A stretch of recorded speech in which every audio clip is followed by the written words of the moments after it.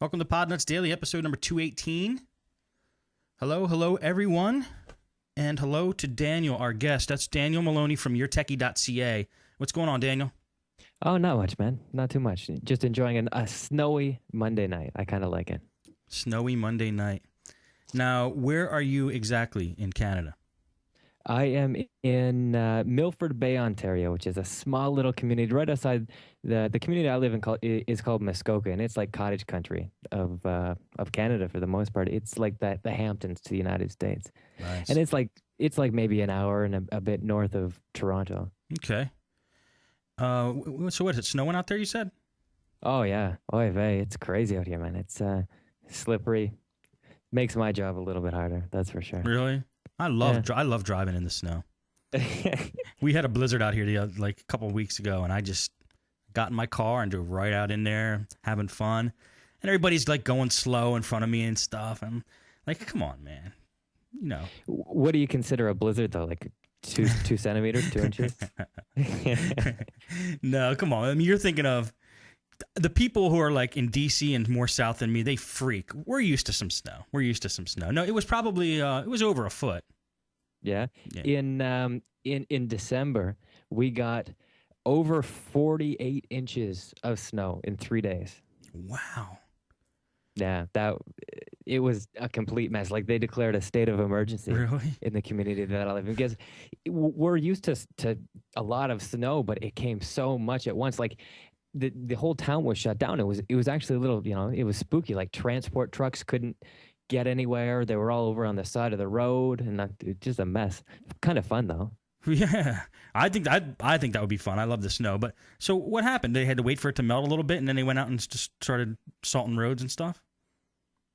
Well, it took them about 3 weeks afterwards to get everything, back into like a functional state to get like because the worst part about it was they couldn't plow any of the sidewalks. So people were like walking down the side of the road, and it took about 3 weeks until everything was actually plowed out. They had to get people coming up from Barrie and Toronto and places hours away to try and get rid of all the snow that we got. Wow. Oh, what did you do? Were you working?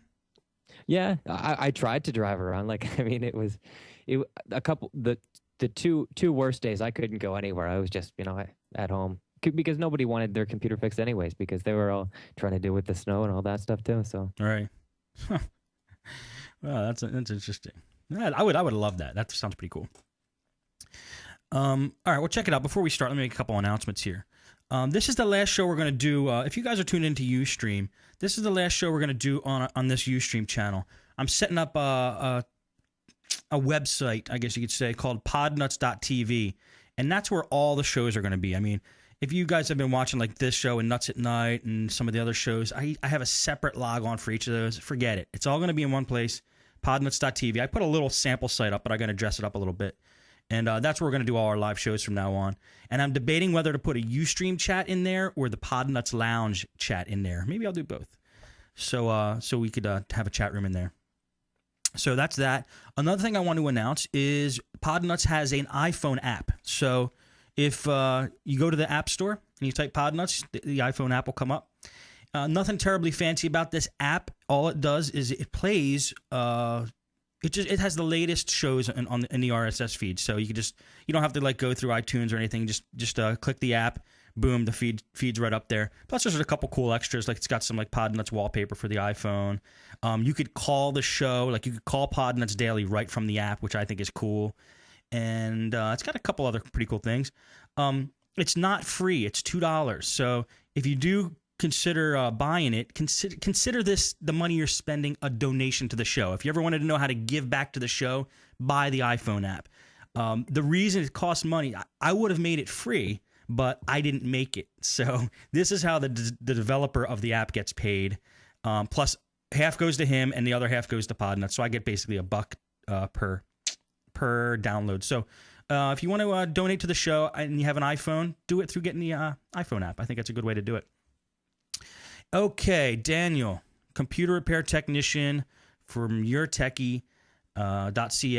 What do you have for us this week for computer repair? Well, here's something that, to me, it just felt so absurd, and I got a little frustrated, which I don't normally get. I got flustered. it just, oh man, it's one of those times where you just want to punch the screen, but you got to keep everything cool. I freaking hate those CAPTCHA things. They drive me nuts. Most, right, I most agree. especially the ones on Gmail, trying to create a Gmail account. Oh my gosh, what a mess. Because the one that they have it seems to be way worse than any other one. Some of the ones that I see, they're all right because I can actually understand what they're trying to tell me. Right. But to me, when I can't understand something like that, like it just kind of it gets under my skin. It drives me nuts. And it took me about 25 tries to try and get this Gmail one right. And when I finally did, I tried so many times that they made me do this verification thing that I've never even seen before. But what they had me do was I had to verify the account by text message, which I thought was a little crazy. Like, what if somebody doesn't even have like I was creating it for an older gentleman, and I mean he doesn't know how to do a text message. So if I wasn't there helping him out, he would have been screwed. He wouldn't know what to do. So you were setting it up for somebody else, a brand new Gmail account. Yeah, And, they wanted to set up a new email address, and I recommended Gmail yeah. for them because it's a great email service. And the CAPTCHA just screwed you over on that one. It must have been that it was such a big screen. He had like a 24-inch iMac with a fairly large resolution, so it wasn't that big on the screen. But I just couldn't get it. I tried so many times, and it changes it every time. And they give you ones that like you don't know whether it's an R or an N because it bent so much. And the letters are all squished next to each other and they're bent. I agree, man. They suck. And did you ever do the hit the little wheelchair symbol next to it, like the handicap, so you can actually audibly hear it? Yeah, and that was even worse. Well, the only thing I can think of, because I did that once, and I go, I'm never pressing that again. I'm going to have nightmares about what I just heard. It's like freaky. But I guess you have to have some kind of like translation device or something hooked up to get that to make any sense, or what?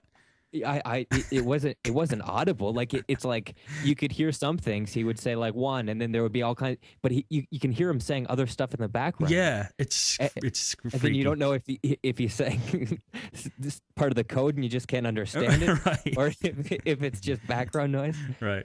Oh man, what a mess. That is a mess. It's worth it for Gmail though. I love my Gmail. Oh, totally. Yeah, but it was just like, to me, creating a Gmail account is like the easiest thing you can do. Yeah. And like it took so long, and it was not a good situation. I did not like it. That sucks. Let me just say, since we're on the subject of